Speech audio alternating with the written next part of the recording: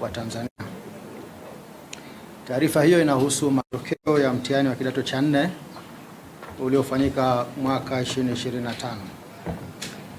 Ndugu waandishi wa habari, katika mkutano wake wa 170 uliofanyika tarehe 26 Januari 2026 katika ofisi za Baraza la Mitihani, Baraza liliidhinisha kutangazwa rasmi kwa matokeo ya mtihani wa kitaifa kidato cha 4 uliofanyika tarehe 17 Novemba hadi tarehe 5 Desemba 2025. Kuhusu usajili na mahudhurio, jumla ya watahiniwa 595,810 walisajiliwa katika jumla ya vituo 6677, wakiwemo watahiniwa wa shule 569,883 waliosajiliwa katika shule 5864 na watahiniwa kujitegemea 25,927 waliosajiliwa katika vituo 813. Kwa watahiniwa wa shule, wasichana walikuwa 303,859 sawa na 53%, na wavulana 266,024 sawa na 47%.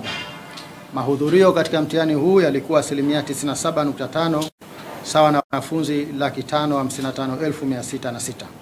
Kuhusu matokeo, takwimu zinaonyesha kuwa ufaulu wa jumla umepanda kwa 2.61 na hivyo kufikia 94.98, ambapo watahiniwa 526,620 wamefaulu kwa kupata division 1, 2, 3 na 4.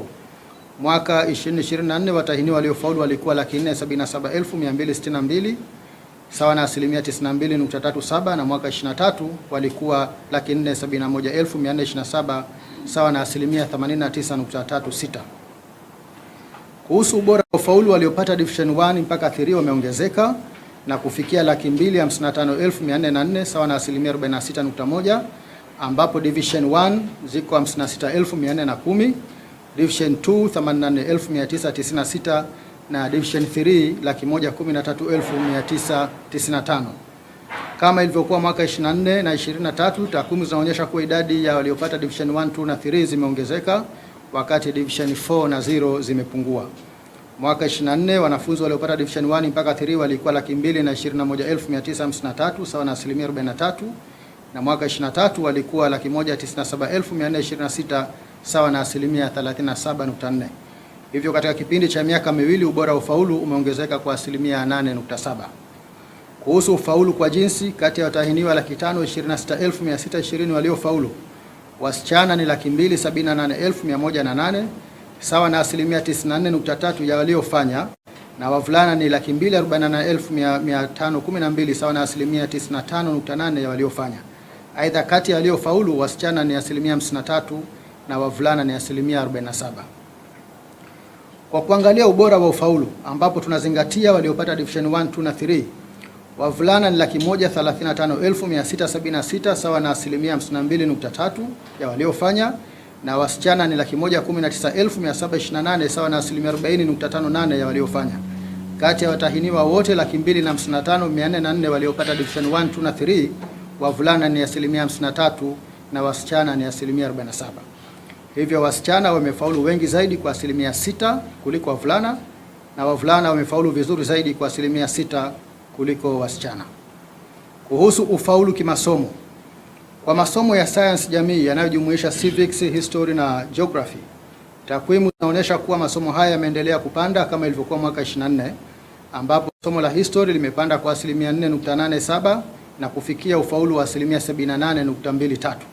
Geography imepanda kwa 7.55 na kufikia 79.46, na civics imepanda kwa 1.32 na kufikia 71.66.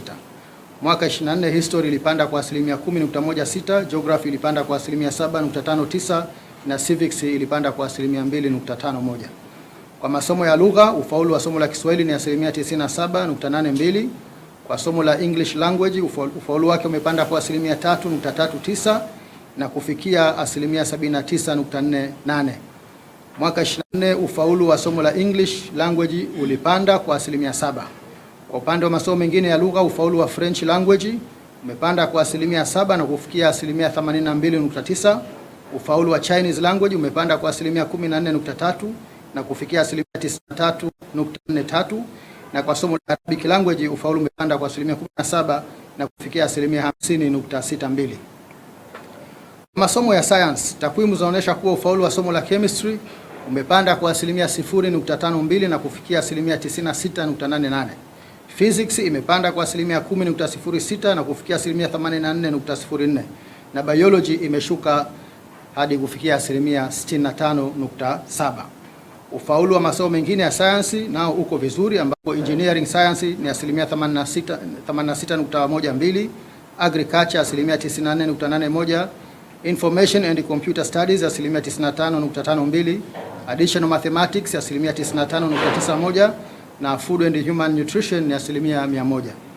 Kwa upande wa somo la basic mathematics, ufaulu umeendelea kuwa chini ya wastani kwa mwaka 2025 kama ilivyokuwa mwaka 24, 23 na 22. Hata hivyo, ufaulu wa somo hili kwa mwaka 25 umepanda kwa asilimia 1.1 na kufikia sasa asilimia 26.45. Kwa masomo ya biashara, ufaulu wa commerce umepanda kwa asilimia 5.89 na kufikia asilimia 95.06, na kwa somo la bookkeeping umeshuka kwa asilimia 14.02 na kufikia asilimia 74.25. Ufaulu kwa masomo ya utamaduni, sanaa na michezo umeendelea kuwa mzuri, ambapo somo la theater arts ni asilimia 97.61, music asilimia 96.67, physical education asilimia 96.29 na fine art ni asilimia 84. Kwa upande wa masomo 13 ya ufundi, ufaulu ni mzuri na upo kati ya asilimia 81.22 hadi asilimia 100. Kwa upande wa masomo ya dini, somo la Bible knowledge ni asilimia 97.34 na elimu ya dini ya Kiislamu asilimia 85.68. Ufaulu kwa masomo hayo umeendelea kuwa mzuri, kwa ufaulu wake kuendelea kuwa juu ya wastani. Kwa upande wa watahiniwa kujitegemea, takwimu zaonesha waliofaulu ni 16,794 sawa na asilimia 73.83.